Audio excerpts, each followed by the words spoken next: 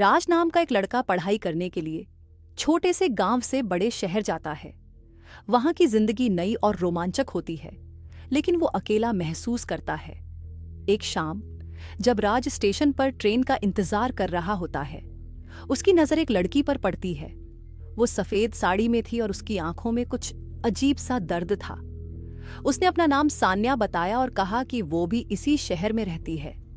धीरे धीरे दोनों में दोस्ती हो जाती है और सान्या राज को अपने घर आने का न्योता देती है। सान्या का घर शहर के किनारे एक सुनसान इलाके में था। पुराना और थोड़ा डरावना लग रहा था, लेकिन सान्या की हंसी और बातें राज के दिल को सुकून देती थीं। कुछ ही दिनों में राज को सान्या से प्यार हो जाता है। एक दिन राज अपने दोस्त अमित से मिलता है और उसे सान्या के बारे में बताता है। अमित कहता है, मैं भी सान्या से मिलना चाहता हूं।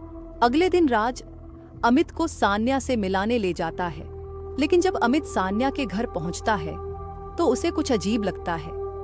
अमित को घर खाली और वीरान नजर आता है। वो राज से कहता है, भाई यहाँ कोई नहीं है। राज कहता है, क्या बकवास कर रहा है, सान्या तो यहीं खड़ी है।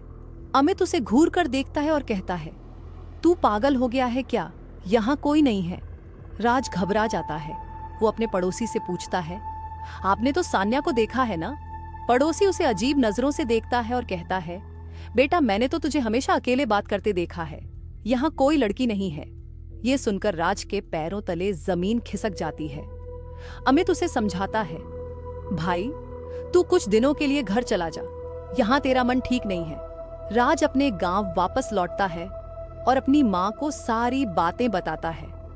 माँ उसे समझाती है कि ये उसकी कल्पना हो सकती है, लेकिन राज सान्या को भूल नहीं पाता।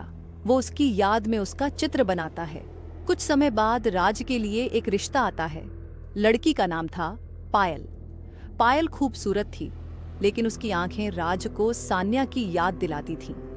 शादी की रस्मों के दौरान पायल बताती है कि उसकी बड़ी बहन सान्या थी। दीदी ने शहर में पढ़ाई के दौरान एक लड़के से प्यार किया था, लेकिन उसने उन्हें धोखा दिया। इस सदमे में उन्होंने आत्महत्या कर ली। ये सुनकर राज सन्न रह जाता है। शादी के बाद सुहागरात पर पायल अजीब बर्ताव करती है। उसकी आंखें बदल जाती हैं और उसकी आवाज डरावनी हो जाती है। वो कहती है, तुमने मेरी बहन का दिल तोड़ा और मुझे तुम्हारी जिंदगी बर्बाद करनी है। राज समझ जाता है कि पायल के अंदर सान्या की आत्मा आ गई है। वो मदद के लिए चिल्लाता है, लेकिन पायल अचानक सामान्य हो जाती है और कुछ भी याद नहीं रहता। अंत में क्या हुआ? राज और पायल के जीवन में इस घटना के बाद रहस्य और डर का साया हमेशा बना रहता है। राज को कभी नहीं पता चला कि वो सान्या की सजा भुगत रहा है या उसके प्यार का